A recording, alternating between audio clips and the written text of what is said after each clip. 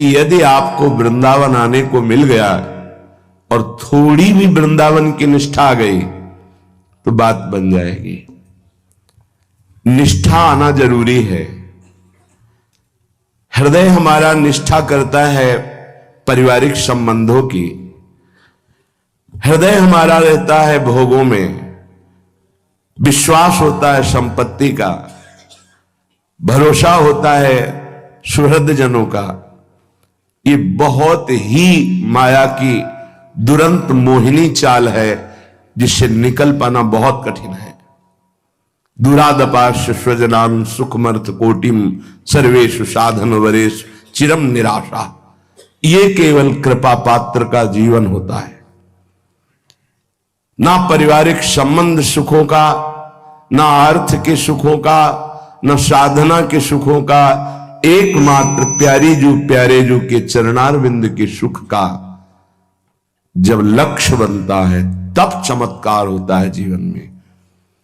कहां पार्थिव पांच भौतिक शरीर में आसक्त जीव और कहां चिदानंद रस का भोक्ता बन गया, कहां वो दैन्यता से विषय में पतित हो रहा था, कहां त्रिभुवन पति को अधीन कर लिया।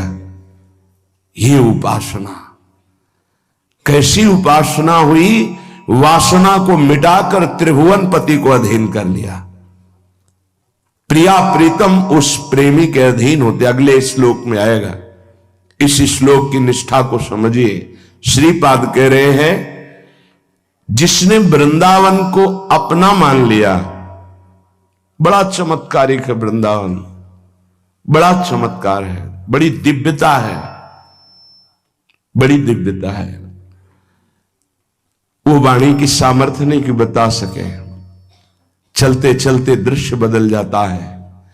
बैठे बैठे किसी और देश में होता है उपासक, शुद्ध बुद्ध सबका अपहरण कर लेते हैं आराध्य देव। बस एक बार ईमानदारी से समर्पण करने की जरूरत है। सारा का सारा सार सत्संग का समर्पण है। बेपरवाह हो जाओगे। अनंत ब्रह्मांडों का पालन पोषण लय करने वाले प्रभु वो तुम्हारे अधीन हो जाएंगे। अहम भक्त पराधीनो अस्वतंत्र। मैं भक्त के सामने स्वतंत्र नहीं हूं, जैसा वो चाहेगा वैसा मेरे से करवाएगा। मैं पराधीन हूं, यद्यपि ईश्वर हूं, परम स्वतंत्र सिर पर कोई, पर मेरे सर पर भक्त हैं जिन्होंने अपना अस्तित्व मिटाकर आत्मसमर्पण कर दिया। अब उनकी अधीनता मैंने स्वीकार कर ली। इस शब्द को समझना। कोई बड़ा पदाधिकारी आके आपसे हाथ मिला ले तो पूरे जीवन आप नहीं भूलेंगे कि मुझ गरीब से वो हाथ मिलाए, मुझे छाती से लगाया। अनंत ब्रह्मांडों का ईश्वर कह रहा है मैं तुम्हारे अधीन हो जाऊंगा और तुम्हें अनुभव में आएगा। ऐसा नहीं है कि केवल कोरी बातें रहती हो, नहीं नहीं, एक एक पल में उनका सानिध्य अनुभव होता है। एक एक पल उनका प्यार दुलार। आचार्य कृपा न करे तो हृदय फट जाए। उनके आनंद को, प्रेम को सहने की सामर्थ्य इस पांच भौतिक रचना में नहीं है। ये तो आचार्य कृपा से पुष्ट होता है, तब वो उस प्रेम रस को सह जाता है, नहीं तो सामर्थ्य नहीं है। जो कृपा अवतरित होती है उसको सहने की सामर्थ्य नहीं है। ये आचार्य कृपा से आप काम क्रोध को नहीं सह पा रहे, प्रेम, अरे प्रियालाल को विकल कर देता है। आप क्या हैं? प्रियालाल को विकल कर देता है प्रेम। वो प्रेम वृंदावन प्रदान करता है। देखो कितना सुंदर। इस पर जब चिंतन हुआ कि कितना कृपालु वृंदावन है, जो हम बड़ी बड़ी साधनाओं से प्राप्त नहीं कर सकते, वो वृंदावन की कृपा मात्र से प्राप्त हो जाता है। इदम भगवदर्पणाचरितम सर्वसत कर्मणाम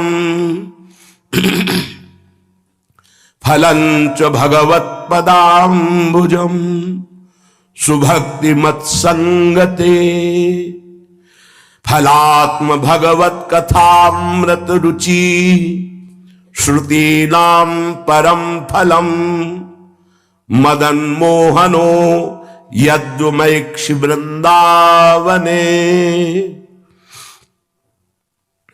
जिसने वृंदावन को अपना स्वीकार कर लिया, क्या स्वीकार कर लिया? अब मेरा जीवन वृंदावन को बिक गया है, मेरा कोई अस्तित्व तो नहीं है। आप अमुक जगह नहीं गए, आपका वहां नहीं गए, उनसे मिलने नहीं गए, वहां नहीं, मेरा अस्तित्व तो नहीं है, मैं बिका हुआ हूं, वृंदावन के हाथ बिक गया हूं। और सब धाम सब पुरियां जहां जहां प्रभु प्रकट होते हैं, लीला करते हैं, इसी बात की तो है। तो वृंदावन धाम तो प्रेम धाम है, किसी भी धाम की रच की महिमा का वर्णन नहीं, लेकिन ब्रज रच का स्पष्ट, किसी भी धाम का कोई भी महात्मा हो, ब्रजरज की महिमा वर्णन, जिनकी रज की वंदना शिव शनकादि करते हैं, जिस रज में गुलमलता औषधि बनना ब्रह्मा जी और उद्धव जी चाहते हैं, उस परम धाम का क्षेत्र संन्यास है। क्षेत्र संन्यास, इस 84 कोश भूमि के बाहर प्राण निकल जाए पर शरीर नहीं जाएगा। निष्ठा, भगवान बिक जाते हैं, नाम रूप लीला तीनों धाम प्रदान करता है। बहुत जोर का इसका भाव है। जब कोई वृंदावन से अपनापन कर लेता है तो इदम भगवद अर्पणा चरितम, उसके जितने आचरण होते हैं वो सब भगवद अर्पण, भगवत प्राप्ति कराने वाले होते हैं। ऐसा वृंदावन बना देता है, पक्का बना देता है।